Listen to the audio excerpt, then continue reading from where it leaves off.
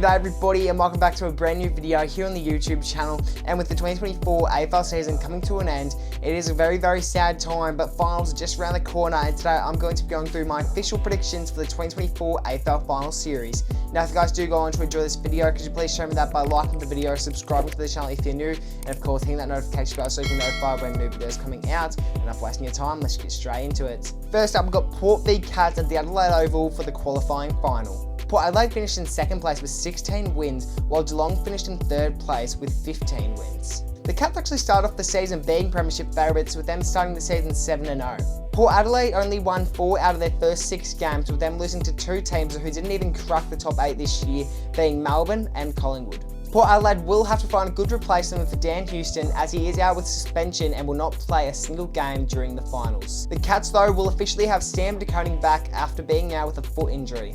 But with it being played at the Adelaide Oval, I'm going to go with Port Adelaide to get the job done here, and they're going to move on to a preliminary final. Our first elimination final of the year, we've got Dogs v Hawks at the MCG. At the end of the 2024 season, the Dogs finished in 6th place and the Hawks finished in 7th. By the end of round 6, the Dogs had only won 3 out of their 6 games, while the Hawks had only won 1. The last time these two teams faced off was at Marvel Stadium, where the Hawks got the job done by 7 points. Both teams have won 8 out of their last 10 games. But the problem is, everyone's hyping up the Hawks going into this game, and we all know what the problem is when you do that. Which is why I think it'll be a close game, but I think the Dogs will just get the job done and they'll move on to a semi-final. And the second qualifying final, we've got Giants v Swans at the SCG. These teams have versed each other twice this year, and the Swans have won both of them. The Swans were lucky enough to finish the season in 1st place, while the Giants had to finish in 4th place. The Swans have won 5 out of their last 10 games, and the Giants have won 7 out of their last 10 games. The Giants are coming off a 37-point loss to the Dogs, and the Swans are coming off a 31-point win against the Crows. Just 8 rounds ago, the Giants were only sitting at 10th place, and now they're sitting in the top 4. The Swans will go into this game favourites, but I think the Giants will come out on top and move on to a preliminary final. And the final game of week 1, we've got an elimination final being Blues v Lions at the Gabba. The Lions have finished the season in 5th place, while the Blues have finished the season in 8th. The Blues won their first 4 games of the season, while the Lions lost their first 3. The Lions will have Jack Payne back in their backline ahead of finals, which could be massive for them. And although going into finals, the Blues will have no Charlie Curnow, they will have Harry Mackay back in their side. The Blues have only won 4 out of their last 10 games, and the Lions have won 8 of their last 10 games. The last time these two teams faced off was in round 1 at the Gabba, where the Carlton Blues got the job done by 1 point, but both these teams have had massive changes in their side since then. Although the Blues did just sneak into the finals this year, I just don't see them making it far in the finals, and to be honest, I think the Lions will get up by a pretty high margin. Don't have a margin for you just yet, but the Lions will move on to a semi-final.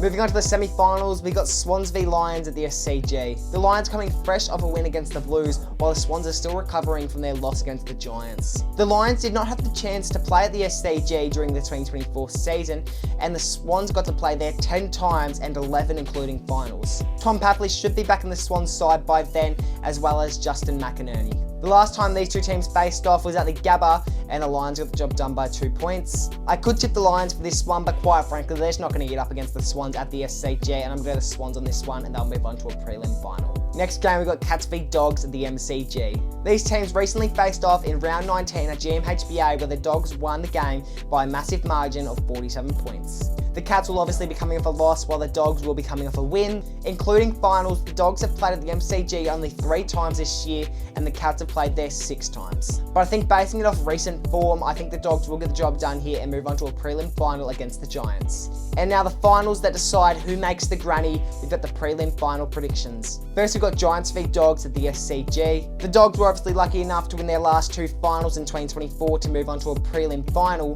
while the Giants only got to win 1 game against the Swans and easily moved on to the prelim as well.